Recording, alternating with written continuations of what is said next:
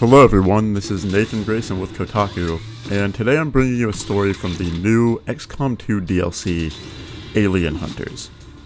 Alien Hunters adds 3 new boss aliens to the mix, and they are terrifying. For one, they can appear in any mission, just like our friend the Snake King here. I was in the middle of a pretty tough mission, busting into an admin compound, and he ambushed me while my squad was still hurting from a previous encounter, which was no good. I usually at least like to take a breather and reload and all of that, but I did not really get a chance to. So this is a video of my first time ever meeting him. In case you were wondering, no, he did not buy me dinner first, and he was not gentle. The first thing I noticed about the Snake King is that he got to make a move anytime one of my characters took an action. Like any action aside from, one that doesn't really count, like lightning hands. As if his lack of regard for human life wasn't already bad enough, he also totally didn't care about the rules. Who does that? This changed everything.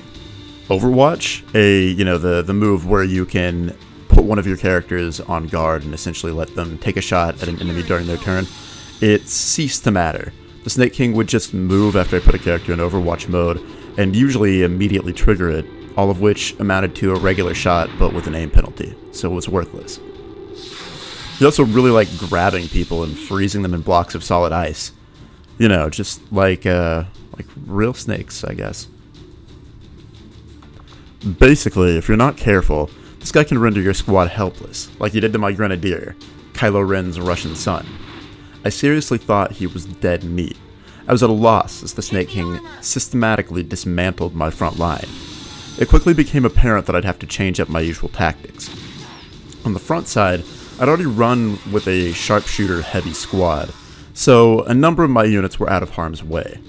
However, I needed to stop the Snake King's pesky tendency to cut the line, to halt him alive in his tracks. My best bets? New items like the Frost Bomb and the Plasma Bolt Caster. Both of them were capable of at least delaying his ability to make moves. They both incorporated heavy elements of stuns. I managed to chase away the Snake King just in time to rescue my Grenadier. He pretty much threw down a smoke bomb and disappeared while saying, "I'll be back!" Sorry, Skeletor is the only villain impression I can do. Anyway, slightly rattled and definitely worse for the wear, my squad pressed on. 4 missions later, the Snake King, who by this point I nicknamed Voldemort for fairly obvious reasons, reappeared. My nemesis, my old foe. I knew we'd meet again. This time he showed up right after I'd taken out other snake enemies, which is pretty fitting for a randomly generated encounter. He struck like vengeance, snatching my brand new max rank Grenadier and tying her up. I'd just gotten done customizing her, giving her a backstory that explained her unflappable, happy-go-lucky, and British attitude, even after aliens obliterated everything she loved. I also gave her green hair and cool face paint. You don't just take that kind of hard work away from a person. It's messed up. I tried to close distance and bring the Snake King down, but he squeezed my Grenadier until she collapsed into an unconscious heap. On the upside, she wasn't dead. On the downside, we were in hot water. Then, just as I prepared to make him pay, he froze my sharpshooter and my ranger, the final vestiges of my front line. I was running low on options. My A-team was dangerously close to suffering some casualties. That's when I realized the Snake King had made an all-too snake-like mistake. He overextended. Yes, that's my punchline.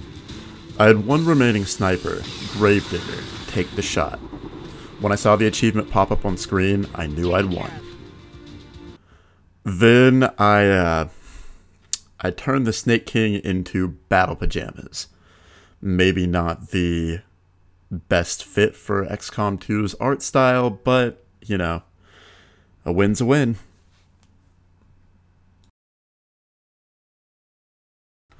A few closing thoughts. I like Alien Hunters. It reminds me of, and work with me on this, it may sound weird for a moment. It reminds me of Middle-earth, Shadows of Mordor, of all games. That might sound like a strange comparison, but I think that it's apt. This expansion gives XCOM 2 persistent nemesis, aliens that follow you between encounters or between battles, which is a really cool idea for this type of game. It, puts you in this place where you can lose a really important soldier to one of these boss aliens and then encounter that alien later and be like, oh, this one took someone really important away from me. I really don't like this guy, and I'm going to do everything I can to bring them down. It makes this game that's already deceptively emotional even more emotional.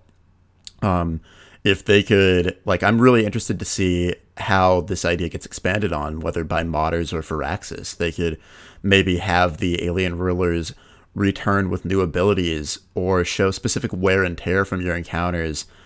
Or they could even, and this is going to sound a little morbid, but they could even wear parts of soldiers that killed into battle, don, scraps of their armor, or their heads or something. Or they could even maybe, and I'm just spitballing here, I'm not sure if any of this is possible within the framework of XCOM 2, but they could maybe beam a flashback of one of your soldiers' deaths into your character, the commander's sort of head, so you could see what happened and be reminded and really go back to that place of being angry at this enemy that did something really messed up to you.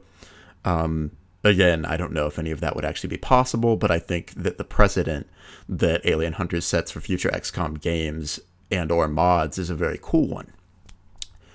As is, however, Alien Hunters is kind of bare bones. It's got 2 other cool bosses, and there's a story mission that sets it all up, and that's pretty neat. But this is selling for $10. That's a lot. And this feels like kind of a bare bones implementation of a really cool idea. Already I've come across some mods that people have made that flesh out the idea. For instance, one adds a mechanic where bosses recover a fair amount of health in between fights. So when you meet them again, they're tougher, things like that. I think that's really neat. If you're super into XCOM 2 and you're dying for more to do in it, then this DLC is probably a no-brainer despite the relatively high cost of entry.